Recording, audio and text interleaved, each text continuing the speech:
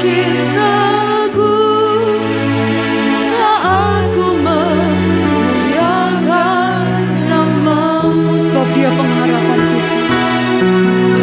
Allah pengharapanku, padamu ku percaya. Walau tiada dasar bagiku untuk berharap, imanku takkan lurus, bahkan semakin teguh saat ku memuliakan. Menyatakan percaya kita kepada Tuhan.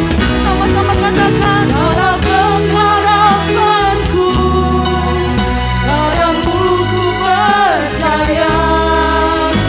Walau tiada dasar bagiku untuk berharap, imanku takkan lurus, bahkan semakin teguh saat ku memuliakan. Mari sekali lagi katakan, Kaulah pengharapanku, Kaulah pengharapanku, padamu ku percaya.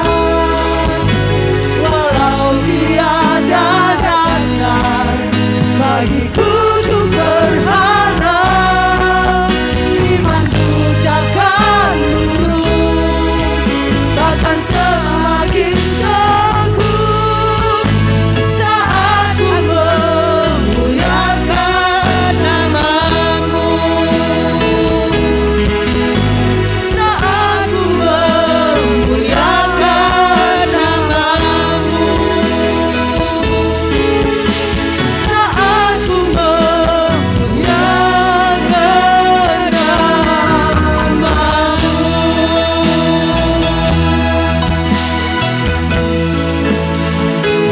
Terima kasih Bapa untuk sore hari ini, di mana kami wanita-wanita-Mu boleh beribadah secara onsite. Setelah sekian lama kami tidak mengadakan ibadah, Tuhan, saat ini kami siap untuk mendengarkan firman-Mu. Biarlah Tuhan firman-Mu boleh tertanam di dalam hati kami, karena kami percaya bahwa firman-Mu tidak pernah kembali dengan sia-sia. Firman-Mu adalah penguat kami, firman-Mu adalah penghibur kami, firman-Mu adalah pengingat kami.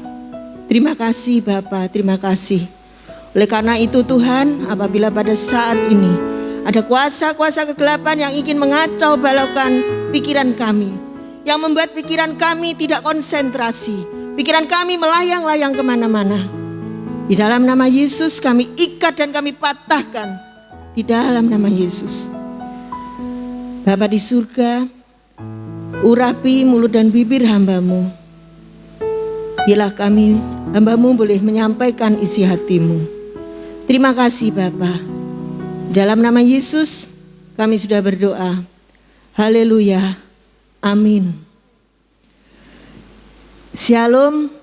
Ibu-ibu yang diberkati Tuhan, puji Tuhan, kalau sore hari ini kita sudah mungkin 2 kali ya mulai ibadah secara onsite. Puji Tuhan. Ibu-ibu yang diberkati Tuhan, sore hari ini tema firman Tuhan adalah merdeka.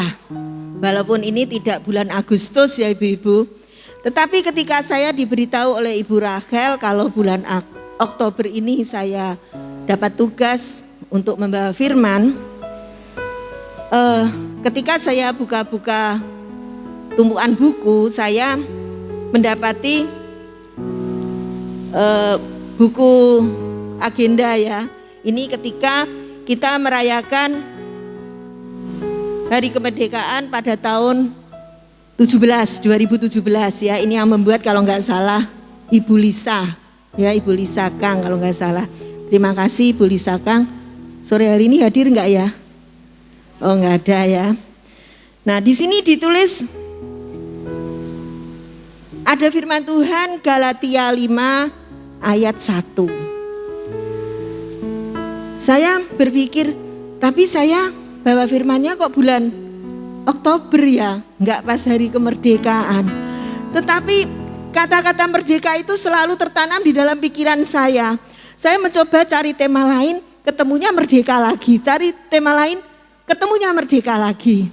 Nah, ibu-ibu yang diberkati Tuhan, merdeka itu artinya kita bebas dari perhambaan. Ya, kita bebas dari suatu tuntutan. Kita bebas dari suatu tugas.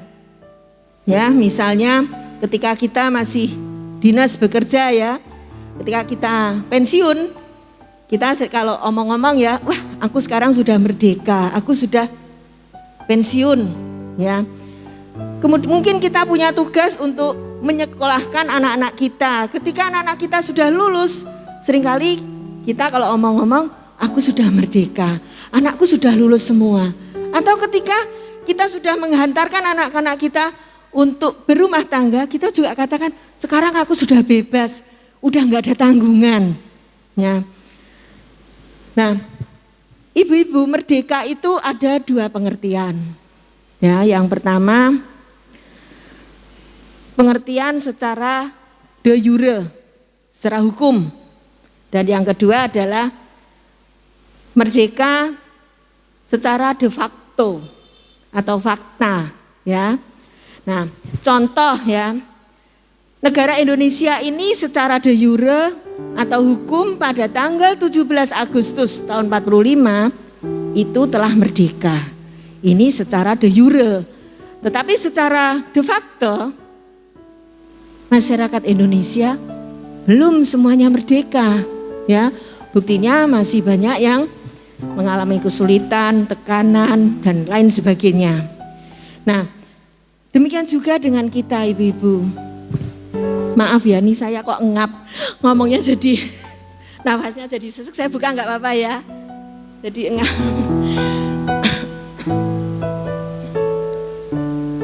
Demikian juga dengan kita ya ibu-ibu. Pada saat seseorang percaya kepada Tuhan dan terima Yesus secara pribadi, kita dibaptis ya, seperti kemarin Bu Keswati ya. Terus ada banyak sekali remaja-remaja kita yang dibaptis. Secara de jure kita itu sudah dimerdekakan oleh Tuhan. Kita dimerdekakan dari dosa, kita dimerdekakan dari maut. Kita sudah merdeka. Karena itu yang dikehendaki Tuhan.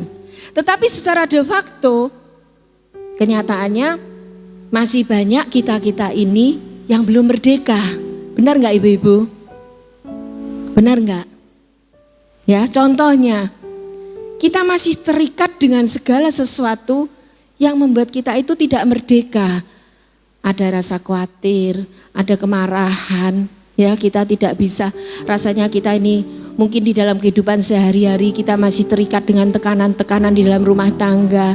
Kita ada tekanan mungkin masalah anak kita, mungkin masalah pekerjaan kita.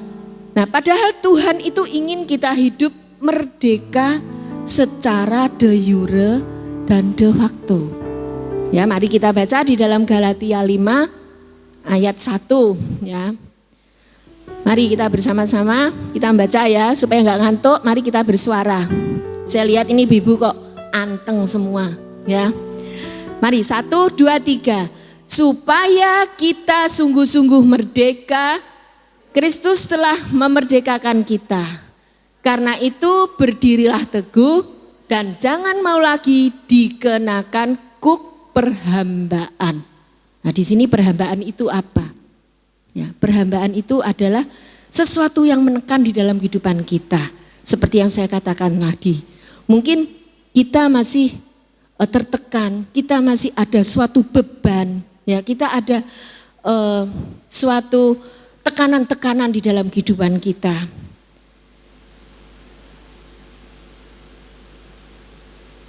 Oleh karena itu ibu-ibu ya, kita harus mau atau kita harus bisa terlepas dari kuk perhambaan tadi. Nah, sekarang pertanyaannya, mengapa kita tidak bisa merdeka secara de facto? Padahal Tuhan katakan bahwa kita sudah dimerdekakan. Ketika kita menerima Yesus secara pribadi, ketika kita sudah dibaptis, kita serahkan diri kita pada Yesus, kita itu sudah dimerdekakan.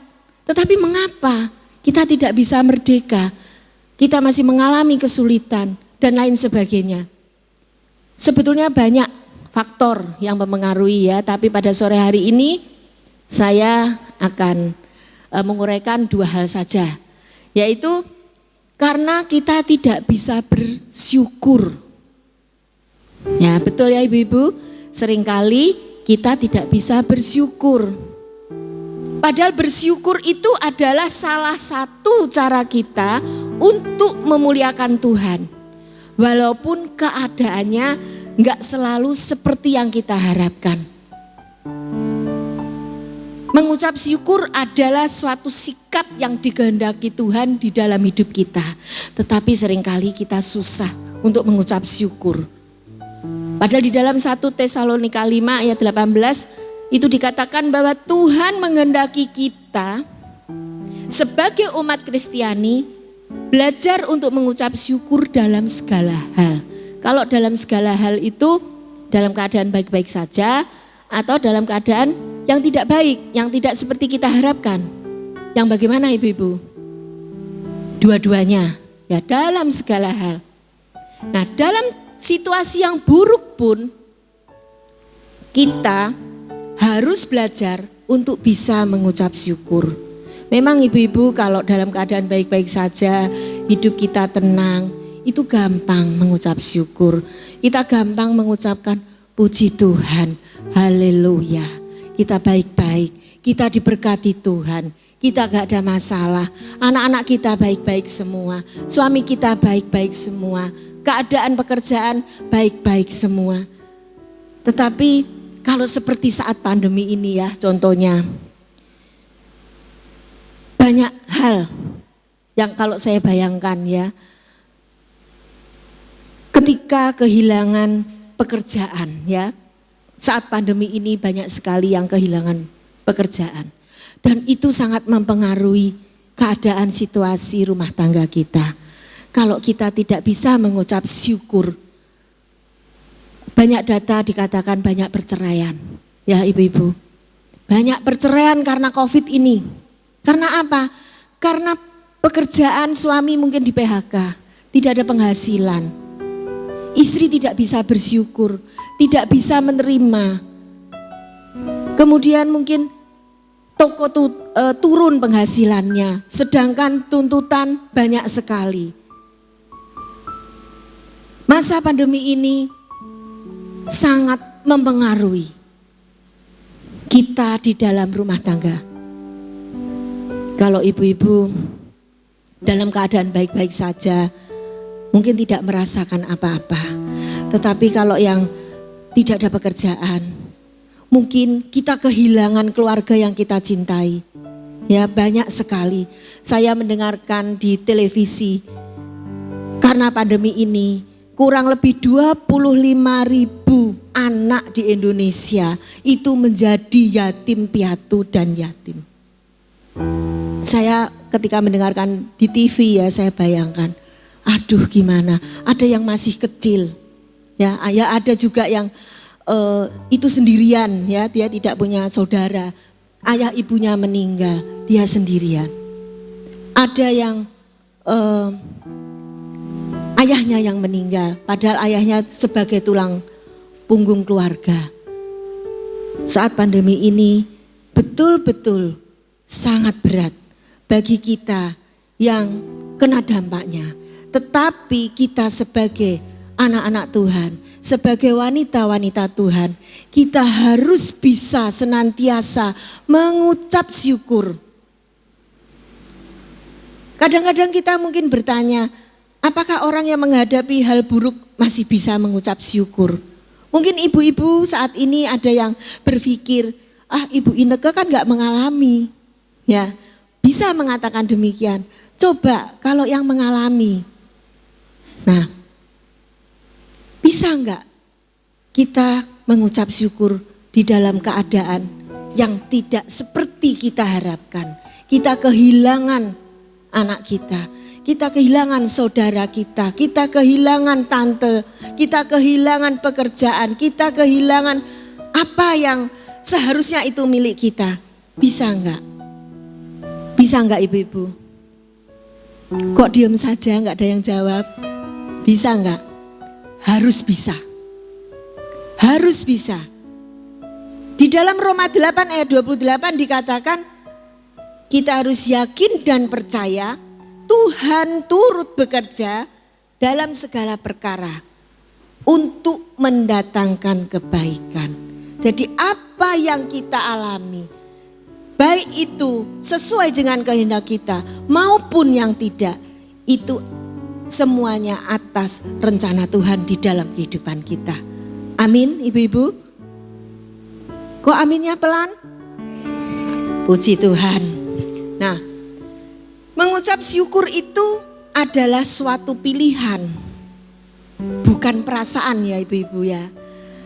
Pada saat suasana hati kita baik, keadaan baik, pekerjaan lancar, kita sangat mudah untuk mengucapkan syukur. Kalau keadaan semua baik kita puji Tuhan, saya mengucap syukur.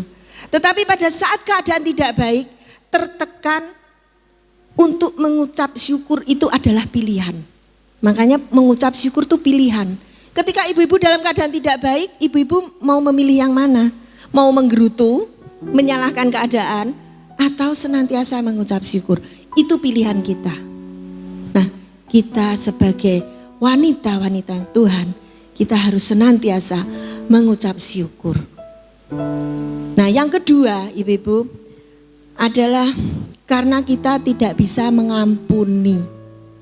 Ya, seringkali hal mengucap syukur dan mengampuni itu adalah hal yang paling sulit. Sehingga di dalam hati kita ada suatu kepahitan, suatu dendam kalau kita tidak bisa mengampuni. Pengampunan itu memerlukan kita ya, memerlukan kerendahan hati kita untuk mau melepaskan hak kita sebetulnya. Hak apa saja, yaitu hak untuk membela diri. Ya, hak untuk menuntut balas. Sebetulnya kalau kita disakitin oleh seseorang, kita kan punya hak untuk menuntut balas ya. Tetapi di sini kita harus bisa melepaskan hak kita, yaitu hak untuk menuntut balas, hak untuk meminta keadilan. Kadang-kadang kita difitnah orang dengan sesuatu hal yang tidak kita lakukan. Kadang-kadang kita, wah aku ya harus nuntut keadilan, gak bisa nih kalau kayak gini. Ya gak bisa. Tetapi di sini pengampunan itu memerlukan keikhlasan hati kita, kerendahan hati kita untuk bisa melepaskan hak kita, hak untuk membela diri. Tetapi kadang-kadang di dalam kehidupan sehari-hari ya ibu-ibu, di sini siapa yang tidak pernah sakit hati? Coba angkat tangan. Gak ada ya. Kita sebagai wanita, sebagai manusia yang normal, itu pasti pernah merasa sakit hati. Ya, itu normal. Saya juga gitu. Ya, tetapi kadang-kadang tiap orang itu kadarnya beda-beda. Ada yang sakit hati, marah, selesai sudah. Tapi ada yang enggak. Apalagi itu yang menyakiti orang yang dekat dengan kita. Mungkin suami kita, ya. Kadang-kadang wah kurang ajar itu wis pokoke iku wis loro atiku. Bededek rasanya ini di sini itu rasanya cekot-cekot, kalau bisa ngantemi ya dihantemi gitu ya. Seringkali kan begitu ya ibu-ibu ya. Seringkali ya. Nah, itu hal yang susah memang. Tetapi kita sebagai wanitanya Tuhan, kita dituntut untuk bisa mengampuni. Supaya kita bisa merdeka. Kalau kita hidup di dalam kepahitan, kita hidup dalam dendam, kita nggak bisa merdeka. Padahal Tuhan menginginkan kita itu merdeka, secara de jure dan de facto. Tetapi kalau kita tidak bisa melepaskan pengampunan, itu kita tidak bisa merdeka. Kita akan terikat dengan roh kebencian, roh dendam, roh sakit hati.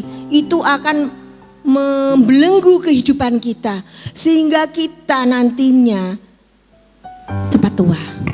Coba kalau ibu-ibu sedang marah, sedang dendam, sedang sakit hati, mukanya itu kan begini ya, mencucu, mencureng ya, kalau bahasa orang Blora sini mencureng gitu ya. Muka itu nggak bisa ditipu ibu-ibu ya. Kalau kita sedang marah, sedang ada tekanan tuh mukanya pasti begini, nggak bisa begini ya. Nah, di dalam Imamat 19 ayat yang 18 dikatakan janganlah menuntut balas, ya, janganlah menuntut balas dan janganlah dendam terhadap orang sebangsamu, melainkan kasihilah sesama manusia seperti dirimu sendiri. Jadi kalau kita disakiti oleh seseorang, jangan kita menuntut balas. Karena apa? Karena Tuhan, itu hak Tuhan. Tuhan nanti yang membalas. Bukan kita, itu enggak hak kita. Di Efesus juga dikatakan apabila kamu marah, janganlah kamu berbuat dosa. Kita boleh marah ibu-ibu. Kita manusia normal. Kita dijiwit masih sakit ya. Tuhan Yesus juga pernah marah waktu di bait suci ya. Tetapi kita jangan simpan kemarahan kita sampai matahari terbenam. Itu artinya jangan simpan dendam. Itu merugikan dirimu. Ya, itu merugikan dirimu. Melakukan sesuatu tidak bisa bebas. Saya kalau lagi marah itu kerja apa aja itu enggak benar. Enggak benar gitu. Masak ya enggak karu-karuan, apa ya enggak karu-karuan gitu. Rasanya mau apa aja ya males. Baunya tidur terus gitu. Tidur terus ya. Enggak bisa berbuat apa-apa. Nah, itu kan merugikan diri kita sendiri. Dan kita jangan memberikan kesempatan pada iblis. Kalau kita simpan dendam kita yang ini, lah kok enak gitu ya. Lah kok enak aku harus diam. Aku harus balas. Mungkin dalam diri kita seperti itu ya kalau kita disakitin orang. Itu berarti memberikan kesempatan pada iblis untuk merongrong hati kita supaya kita tidak ada damai sukacita, supaya kita tidak bisa merdeka secara de facto. Nah, ibu-ibu yang diberkati Tuhan, kadang-kadang pada saat kita mau mengampuni seseorang itu ada gejolak hati ya. Di satu sisi ya deh aku mau mengampuni, tapi dari satu sisi buat apa mengampuni ya, buat apa mengampuni. Nah, itu kita perlu perjuangan. Kita perlu perjuangan. Mengampuni juga suatu pilihan. Apakah ibu-ibu akan mengampuni atau akan tidak, itu pilihan. Ya, itu pilihan. Nah, dengan mengampuni maka kita terbebas dari beban kita. Kita terbebas dari rasa kebencian, kekecewaan, kepahitan. Kita terbebas dari hal-hal yang buruk. Karena kalau kita menyimpan kepahitan, menyimpan dendam, itu bisa menjadi penyakit. Menurut penelitian ya, penyakit itu persentasi terbesar itu karena pikiran. Dan pikiran itu dipengaruhi dengan perasaan kita. Kalau perasaan kita sakit, kita sedang dendam, kita sedang benci seseorang, disimpan terus. Mungkin kita saat ini sedang dendam dengan suami kita, kita sedang sakit hati dengan anak kita, dengan menantu kita, dengan mertua kita ya. Itu akan mempengaruhi pikiran kita dan itu akan mempengaruhi kesehatan kita. Karena tidak ada sukacita. Tidak ada sukacita dan itu yang rugi adalah kita sendiri. Nah,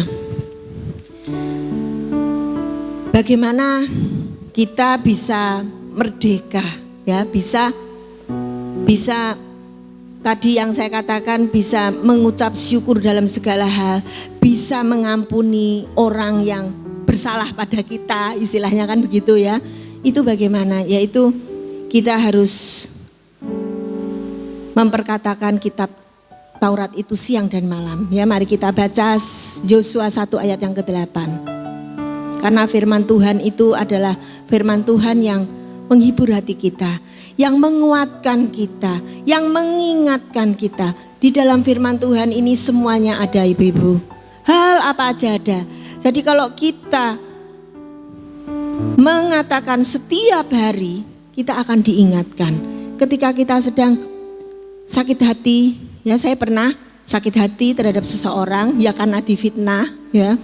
Itu bertahun-tahun. Tetapi setiap saya baca firman Tuhan, itu disebutkan saya harus mengampuni. Ampunilah musuhmu. Itu sampai saya ngomong dengan teman saya, ya. Kenapa ya? Kok aku kalau baca firman Tuhan, saya dulu kalau baca firman Tuhan tidak pernah pakai panduan. Jadi saya berdoa langsung buka biak gitu ya. Terus nanti yang dapat tuh pasti isinya tuh saya harus mengampuni. Pokoknya hubungannya seperti itu. Nah, ketika saya sudah bisa mengampuni, rasanya hati saya tuh plong. Merdeka, bebas. Itu ya ibu-ibu. Mari kita baca Yosua 1 ayat ke-8. Janganlah engkau lupa memperkatakan kitab Taurat ini, tetapi renungkanlah itu siang dan malam. Berarti kalau renungan siang dan malam itu harus rajin membaca firman Tuhan, supaya engkau bertindak hati-hati. Ya, karena firman Tuhan ini isinya mengingatkan kita, menegur kita, menghibur kita, ya, sesuai dengan segala yang tertulis di dalamnya. Sebab dengan demikian perjalananmu akan berhasil dan engkau akan beruntung. Ya, amin.